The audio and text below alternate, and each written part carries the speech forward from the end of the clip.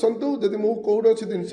गंडगोल रचित करी गंडगोल कर मोर किसी प्रमाण अच्छे आसतु मत जहाँ कभी आईन अनुसार दंडित मु भी जो घटना घटी जदि ता भितर जो मैंने जहाँ पीड़ित अच्छा क्षयक्षति होती जो मैंने भी अच्छा मुझे दुखित मर्माहत एवं वास्तव में जहाँ जहाँ घटी जाइए गत काली जहाँ जहाँ होती मु गोटे कथा आपण मीडिया माध्यम ओडावासी मैं समस्त यहाँ जाना कहूँ यहाँ जहाँ जहाँ आक्रोश भितर जहाँ गंडगोल कि जहाँ किसी झगड़ा होती जहाँ किसी निश्चय आईन अच्छी थाना अच्छी कोर्ट अच्छी तेणु आईन कोर्ट बाटर समस्ते जाकि तार न्याय एवं दोषी दंडित हेबे निश्चय तेणु आपाई विरोधी दल सरकार विजु जनता दल और पूर्वतन विधायक अन्य मैंने राजनैतिक आखड़ा करी से जो यात्रा विभूति आर कौन माने ना कि कौन मतलब ना एवं मु बारंबार कही रखुची ए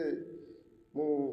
सदा सर्वदा कही रखी आगुरी एवं भी कहूँ जो मैंने गंडगोल करुँच विगत दिन करते जो मैंने से शासक दल रुहतु से विरोधी दल रोच समस्ते देखिथे आईन अनुसार दंडित होती एवं आगू एभलिया बर्बर जहाँ केस होती जो मैंने ए संश्लिष्ट अच्छा जो भी केस होती निश्चय आईन से दंडित हे जितेबले देखुं धर्मशालार पूर्वतन विधायक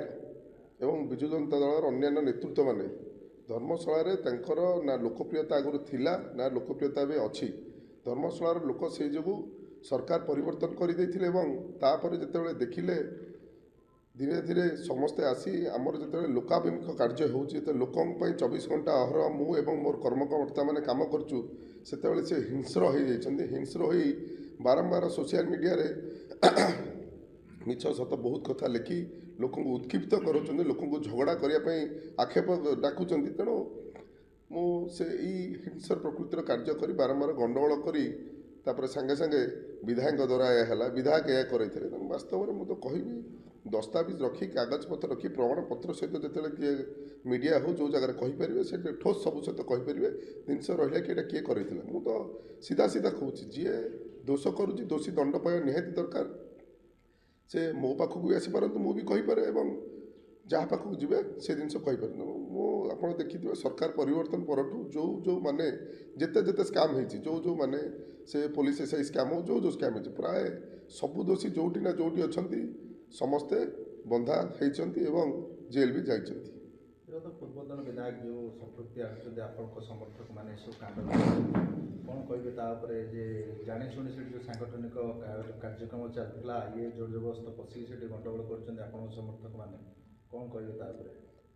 धर्मशालार विधायक हिसाब से धर्मशालार समस्त जनसाधारण मोर मुर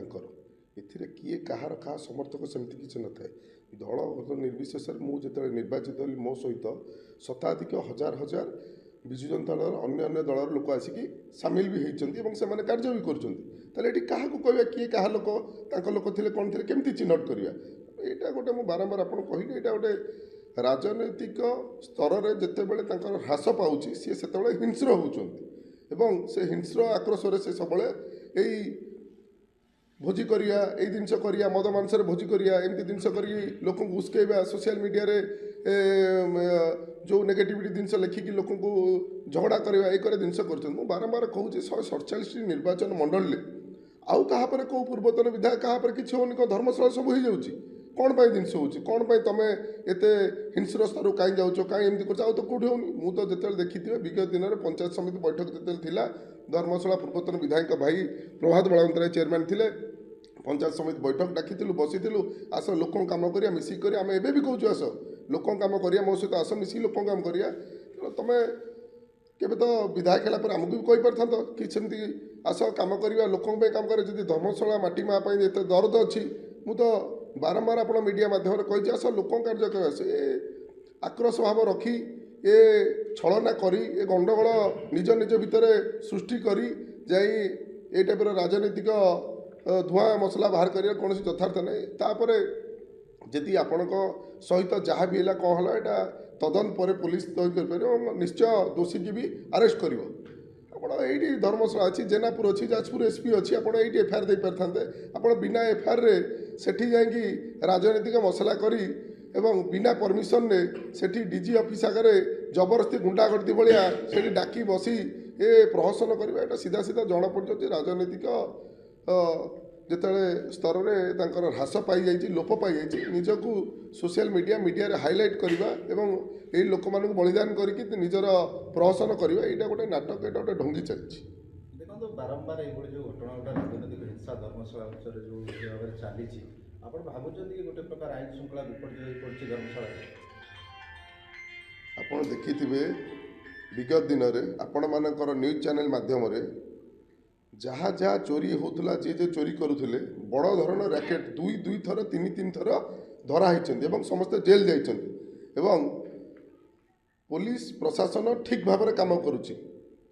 ଆପଣଙ୍କୁ ମୁଁ ବାରମ୍ବାର ଆପଣ ନ୍ୟୁଜ୍ ଚ୍ୟାନେଲ୍ ମାଧ୍ୟମରେ କହୁଛି, ଆଉ କାହାର କୌଣସି ଆଇନ ବିପର୍ଯ୍ୟୟ ହେଉନି, କେଉଁଠି ଗଣ୍ଡଗୋଳ ତ ହେଉନି, ଆଉ କୌଣସି ଲୋକର ଗଣ୍ଡଗୋଳ ହେଉନି, ଅନ୍ୟାନ୍ୟ ନେତା ଆହୁରି ବିରୋଧୀ ଦଳ ଅଛନ୍ତି ହେଉନି। ମୁଁ ତ ସେଇ ପ୍ରଶ୍ନ ଆପଣମାନଙ୍କୁ ମିଡ଼ିଆ ମାଧ୍ୟମରେ ମୁଁ ପଚାରୁଛି, ସେଠି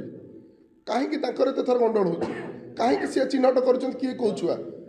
ଯେତେବେଳେ ରାଜନୀତି ପରିପ୍ରେକ୍ଷୀରେ ଆମେ ସମସ୍ତେ ଆସିଥାନ୍ତି ବସିଥାନ୍ତି, ଏଠି କିଏ କାହା ଛୁଆ ବୋଲି ଚିହ୍ନଟ କରିନଥାନ୍ତି, ଏଠି ବ୍ୟକ୍ତିବିଶେଷ କିଏ କାହାର ନୁହନ୍ତି। ଆମେ ରାଜନୀତି କରିଛନ୍ତି, ନେତୃତ୍ୱ ନେଉଛନ୍ତି, ଇଲେକ୍ଟେଡ୍ ବଡି ହେଇଛନ୍ତି, ଲୋକଙ୍କ ସହିତ ମିଶି କାମ କରୁଛନ୍ତି। ଆପଣମାନଙ୍କର ନ୍ୟୁଜ୍ ଚ୍ୟାନେଲ୍ ମାଧ୍ୟମରେ ବାରମ୍ବାର ଦେଖୁଥିବେ, ଆମେ ଧର୍ମଶାଳାରେ 24 ଘଣ୍ଟା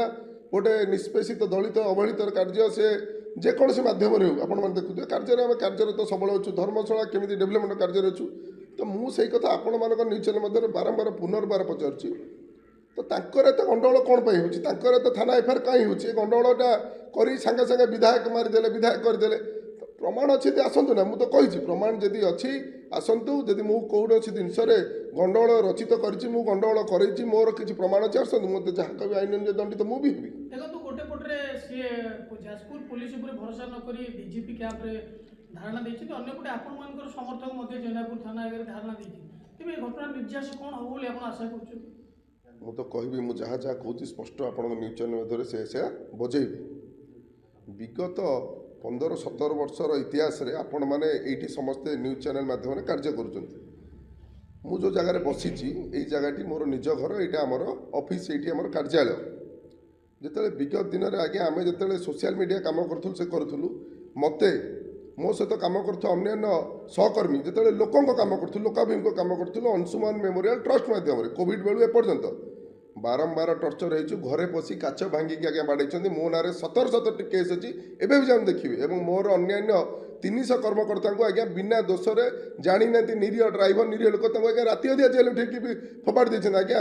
ଏଫଆଇଆର୍ ଦେଇଛୁ, ଏବେ ବି କିଛି କାର୍ଯ୍ୟକାରୀ ହେଇନି। ସେ ଦସ୍ତାବିଜ ଯଦି କହିବେ ସବୁ ଆପଣଙ୍କୁ ଦେଇଦେବି। ମୁଁ ଏ ଜିନିଷ ଇତିହାସ ଆପଣ ପଚାରୁଛନ୍ତି ବୋଲି କହୁଛି, ସେତେବେଳେ ଆଇନ କୁଆଡ଼େ ପଳେଇଥିଲା। ତେଣୁ ଏଇଟା ସାରା ଧର୍ମଶାଳା ଓଡ଼ିଶା ଜାଣିଛନ୍ତି ବିଜୁ ଜନତା ଦଳ କେଉଁ ରୂପରେ ଶାସନ କରୁଥିଲା ଏବଂ କାହା ଇଙ୍ଗିତରେ ଆଇନ ଶୃଙ୍ଖଳା ଚାଲିଥିଲା ଏବଂ କେମିତି ସେ ପୋଲିସ ମାଧ୍ୟମକୁ ପକେଟ ପୁରେଇ ଚାଲିଥିଲା। ଏବେ ଯେତେବେଳେ ସ୍ୱଚ୍ଛ ଶାସନ ଚାଲୁଛି, ନିଜର କର୍ତ୍ତୃତ୍ୱ ନିଜ ଭିତରେ ଡର ରହୁଛି, ପୋଲିସ ଶୁଣିବେନି, କାରଣ ତାଙ୍କର ସେଇ ରାଜନୀତି ଚାଲିଥିଲା, ପୋଲିସ କି ଗୁଲାମ କରି ଚଲେଇଥିଲେ। ତେଣୁ ସେ ତାଙ୍କ ସେ ଡର ରହୁଛି, ତେଣୁ ସେମାନେ ଶୁଣିବାକୁ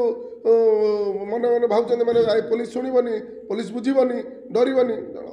ବିଗତ ଦିନରେ ଯାହା ସେମାନଙ୍କର ଯାହା ହେଇଛି, ତାଙ୍କ ଭିତରେ ଯାହା ଏଫଆଇଆର୍ ଦେଇଛନ୍ତି ଆପଣ ଦେଖନ୍ତୁ, ସବୁ ଆକ୍ୟୁଜ୍ ଆରେଷ୍ଟ ହେଇଛନ୍ତି, କିଏ ବି ଏବେ ବି ଜେଲ୍ରେ ଅଛନ୍ତି, ବେଲ୍ରେ ଆସୁଛନ୍ତି, ହେଉଛନ୍ତି। ତେଣୁ ମୁଁ କହିବି ସେ ଏମିତି ବିଭତ୍ସ, ଏମିତି ଘଟଣା, ଏମିତି ଗଣ୍ଡଗୋଳ ନ କରି ଶାନ୍ତି ଶୃଙ୍ଖଳାରେ ଆସନ୍ତୁ, ଆମ ସହିତ ମିଶି ଧର୍ମଶାଳାର କେମିତି ଉନ୍ନତି ହେବ ସେଇଥିରେ ଆମ ସହିତ ରୁହନ୍ତୁ। ଆମେ ଦଳ ବର୍ଣ୍ଣ ନିର୍ବିଶେଷରେ ଆମେ ନିଶ୍ଚୟ ହାତ ବଢ଼େଇକି ଆମେ କାମ କରିବାକୁ ପ୍ରସ୍ତୁତ ଅଛୁ। ଦେଖନ୍ତୁ ଆପଣ ଗୋଟେ ଯେହେତୁ 3 ଲକ୍ଷ ଲୋକଙ୍କର ପ୍ରତିନିଧି, ଆପଣ ଗୋଟେ ଶାନ୍ତିପୂର୍ଣ୍ଣ ବାତାବରଣ ଫେରିବା ପାଇଁ ନିଜ ସ୍ତରରେ ଗୋଟେ ଉଦ୍ୟମ କରିବେ କି, ଅପିଲ କରିବେ କି? ମୁଁ ନିଶ୍ଚୟ ବାରମ୍ବାର ଆପଣଙ୍କୁ ମୁଁ ସେଇ କଥାଟି କହୁଛି, ଯେତେବେଳେ ଧର୍ମଶାଳାରେ ବାରମ୍ବାର ଆପଣ ତ କହିଲି, ମୁଁ ଅପିଲ ତ କହିଲି, ମୁଁ ତ କହୁଛି ତାଙ୍କୁ ଲୋକ ଅଭିମୁଖ କାର୍ଯ୍ୟ ପାଇଁ ଆମ ସହିତ ସାମିଲ ହୁଅନ୍ତୁ। ଏ ଗଣ୍ଡଗୋଳକୁ ଛାଡ଼ି ଦିଅନ୍ତୁ, ଏ ଗଣ୍ଡଗୋଳ ବନ୍ଦ କରନ୍ତୁ, ଏ ହିଂସ୍ରକାଣ୍ଡ ବନ୍ଦ କରନ୍ତୁ, ଏ ସୋସିଆଲ ମିଡ଼ିଆରେ ଯେ ନେଗେଟିଭ୍ କାର୍ଯ୍ୟ ସବୁ ବନ୍ଦ କରନ୍ତୁ, ଆସନ୍ତୁ ଲୋକାଭିମୁଖ କାର୍ଯ୍ୟ ପାଇଁ ଏବଂ ସେଇଟା ଆପଣମାନଙ୍କ ମିଡ଼ିଆ ସାମ୍ନାରେ ବସନ୍ତୁ।